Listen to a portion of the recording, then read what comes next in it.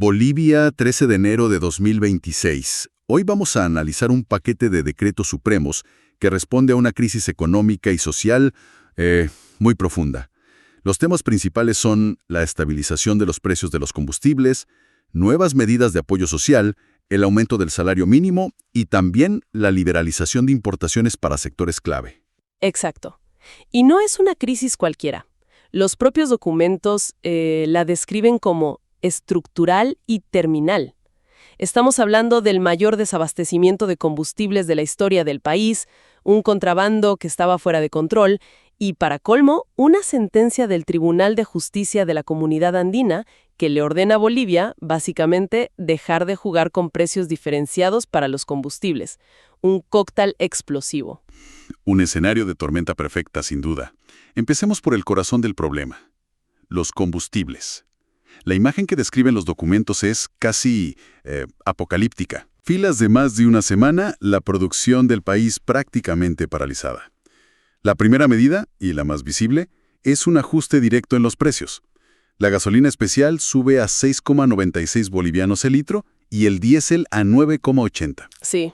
Y es curioso, el GLP, el de uso doméstico, se mantiene sin cambios, a 2,25 el kilo. Y aquí es donde se pone interesante, porque no son cifras sacadas de la nada. Lo fascinante del decreto 5.516 es que por primera vez desglosa toda la cadena de costos con una transparencia casi quirúrgica. Parten de un concepto clave. ¿Cuál? El precio de paridad de importación. A ver, expliquemos eso en términos sencillos. ¿Qué significa exactamente? Dicho de forma simple, es calcular cuánto le costaría a Bolivia comprar ese mismo barril de petróleo en el mercado internacional y traerlo hasta la puerta de la refinería. Es, digamos, usar el precio global como un ancla para sincerar los precios locales. Ok. Para este periodo de transición, que es de 6 meses, lo fijaron en $64.45 por barril. Entendido. Entonces, ese es el costo base, el punto de partida. Correcto. Y a partir de ahí le van sumando cada eslabón de la cadena, mostrando la matemática detrás del precio final. Le suman lo que cuesta refinarlo, Claro. lo que cuesta transportarlo por ducto o por cisterna, el margen de ganancia del mayorista, el costo de almacenaje y, finalmente, el margen que se lleva a la estación de servicio. Básicamente le están diciendo a la población, miren, este no es un precio arbitrario, esta es la cuenta. Es un cambio de paradigma total. Pasar de un precio, digamos, político a un precio técnico. Ahora, este ajuste de precios ataca el problema del contrabando, que es un drenaje de recursos brutal. Pero me pregunto si eso resuelve el problema de fondo, o sea, la falta física de combustible. Porque aunque el precio sea el correcto, si no hay diésel para comprar, la fila de camiones seguirá ahí. ¿Qué se hace para que el producto simplemente llegue? Esa es la pregunta del millón. Y la respuesta está en otro decreto, el 5517, que declara una emergencia energética y social, y toma 2 medidas drásticas. La primera es romper el monopolio de facto en la importación. Ajá. Autoriza a cualquier persona o empresa privada a importar y comercializar combustibles. Es una apertura total del mercado. Eso es un cambio radical. Liberar la importación a privados suena bien en teoría para aumentar la oferta, pero ¿no crea un riesgo? ¿Qué pasa si unas pocas grandes empresas acaparan el mercado y terminamos con un oligopolio privado en lugar de un monopolio estatal? Quizás con precios aún menos controlables a largo plazo. Es un riesgo real y una de las grandes interrogantes de este paquete, sin duda. La apuesta es que la competencia mantendrá los precios a raya y, sobre todo, garantizará el suministro. Pero la segunda medida es quizá aún más audaz y práctica a corto plazo. ¿Y cuál es? Suspenden por 1 año el diésel de la lista de sustancias controladas. ¿Y eso qué implica en la práctica? Implica eliminar una barrera burocrática enorme. Hasta ahora, para importar diésel se necesitaba una autorización previa de la Dirección de Sustancias Controladas. Un proceso Noto y complejo, me imagino. lentísimo. Al quitar ese requisito, la importación se vuelve increíblemente más ágil. Es una medida de shock para inundar el mercado de diésel y reactivar el transporte, la agroindustria, todo, de inmediato. De acuerdo, entonces tenemos el plan de choque para la energía. Pero un ajuste de esta magnitud en los combustibles siempre golpea directamente el bolsillo de la gente. Puede encender una pradera social. ¿Cómo intentan amortiguar ese golpe? Ahí es donde entra la segunda parte de la estrategia. Una red de seguridad social bastante robusta, construida sobre 3 pilares. Primero, refuerzan programas que la gente ya conoce. El bono Juancito Pinto, que es este incentivo para que los niños no abandonen la escuela, sube de los 100 a 300 bolivianos. ¿Ok? Y la renta dignidad para los adultos mayores que no tienen jubilación recibe un aumento de 150 bolivianos mensuales. Entiendo. Entonces están reforzando programas que ya existen, que tienen una logística aprobada. Pero con una crisis de esta magnitud, ¿es suficiente con solo aumentar los montos? ¿O se necesitaba crear algo desde cero para los que se quedan fuera de esas redes? Precisamente por eso crean el segundo pilar, una medida completamente nueva. Es el Programa Extraordinario de Protección y Equidad, al que bautizaron Pepe.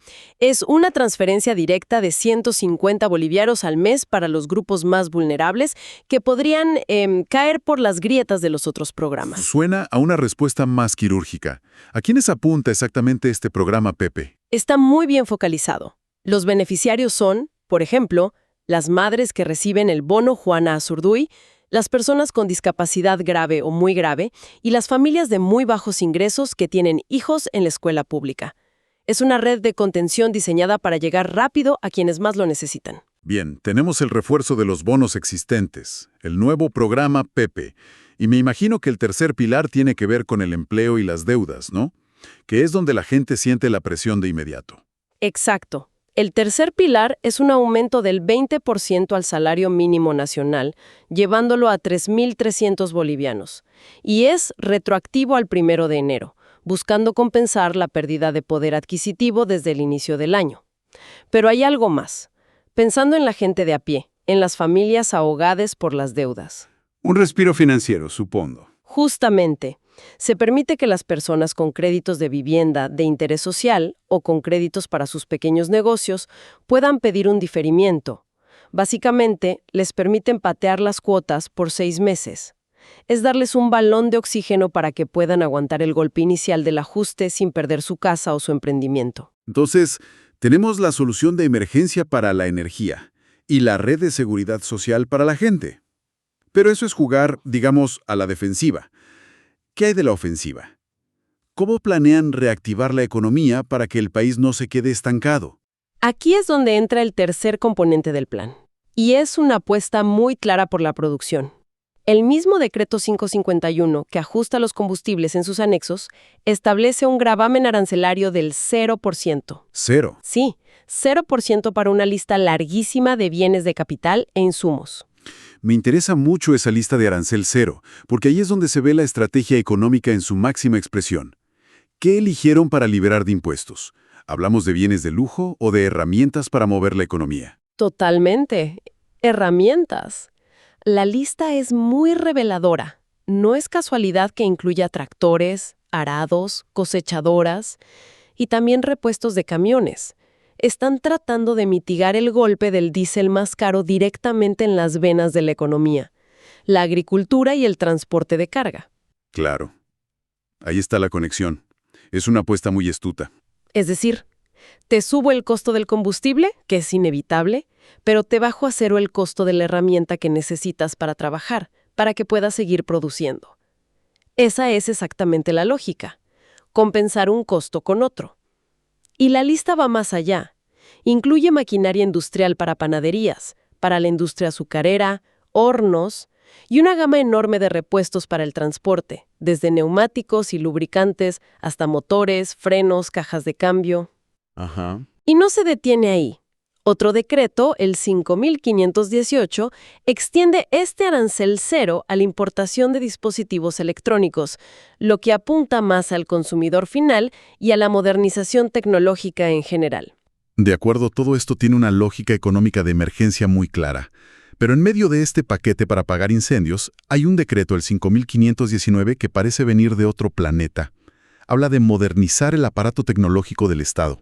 Sí, a primera vista parece una distracción, pero es una jugada estratégica muy interesante. Lo que hace este decreto es fortalecer a la Agencia de Gobierno Electrónico y Tecnologías de Información, la AGETIC, dándole mucho más poder. Cierra otra agencia que hacía cosas similares, la ADCIB, y concentra todas las funciones críticas en la AGETIC. ¿Y qué funciones son esas? ¿Por qué es tan importante? Estamos hablando del control de toda la infraestructura digital del país. La administración de los dominios .bo de Internet, los servicios de certificación digital, que son la base para cualquier transacción segura en línea, y el repositorio de software libre del Estado. Centralizar todo esto en AGETIC es consolidar el control y la estrategia digital del país en una sola entidad. Pero aquí hay una tensión fascinante. En medio del caos, de la emergencia social, el gobierno está jugando al ajedrez a largo plazo. Centralizar el poder digital en AGETIC no es solo un trámite burocrático. La pregunta es si este es el momento adecuado o si es una distracción de la crisis inmediata. ¿Cuál es el juego de fondo? Es una gran pregunta. Se podría argumentar que un Estado digitalmente más fuerte y eficiente está mejor preparado para gestionar una crisis como esta y lo que venga después. El decreto incluso le da a AGETIC la tarea de crear una oficina virtual del presidente y del Consejo de Ministros. Quizás ven la modernización no como una distracción, sino como una herramienta indispensable para salir de la crisis y evitar las futuras.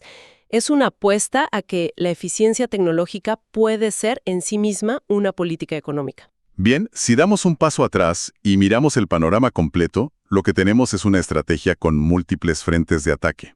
Por un lado, un sinceramiento de precios y una apertura del mercado energético para buscar sostenibilidad.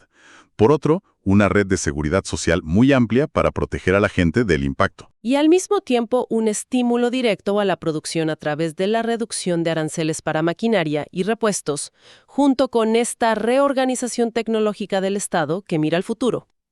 El gran desafío, la tensión central de todo el paquete, es cómo equilibrar la corrección de desequilibrios económicos profundísimos, que ya eran insostenibles, con la protección de los más vulnerables. Claro. Para que el costo del ajuste no recaiga desproporcionadamente sobre ellos. Y todo esto está enmarcado en un periodo transitorio de 6 meses que establecen para muchos de los nuevos precios y márgenes. Esto nos deja con una pregunta fundamental para reflexionar. ¿Constituyen estas acciones una solución de emergencia, un parche a corto plazo? ¿O marcan el comienzo de una reestructuración económica fundamental y permanente para Bolivia? La verdadera prueba de fuego será lo que ocurra cuando ese reloj de 6 meses llegue a cero.